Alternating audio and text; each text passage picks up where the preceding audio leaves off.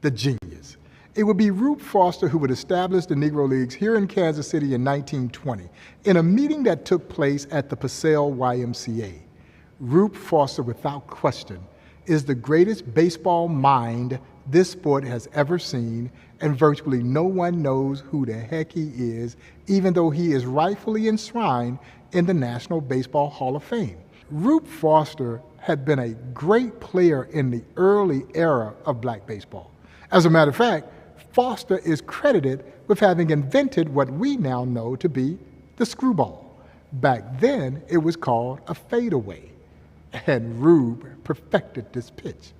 So much so that the great Major League manager, John McGraw, would sneak Rube Foster into his camp so that Rube Foster could teach Christy Mathewson how to throw the screwball. Well, Christy Mathewson threw the pitch all the way into the National Baseball Hall of Fame that he learned from the legendary Rube Foster. Foster never got credit for it, but Foster was best known for being this tremendous leader. He would organize the Negro Leagues here in Kansas City in 1920. He would become the president of the Negro Leagues, or as we like to call him, the father of black baseball.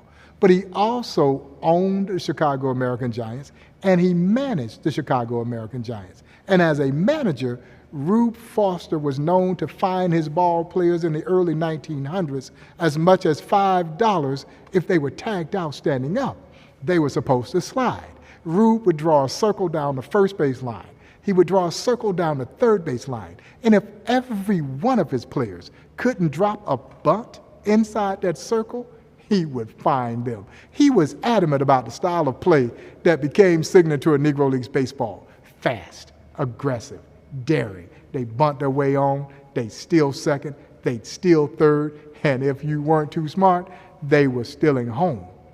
This was the style of play that drew both black and white fans who sat side by side during an era when doing something socially together was virtually unheard of. Negro Leagues baseball brought the two races together. You see, that's the irony of this great story. Here's a league born out of segregation that becomes the driving force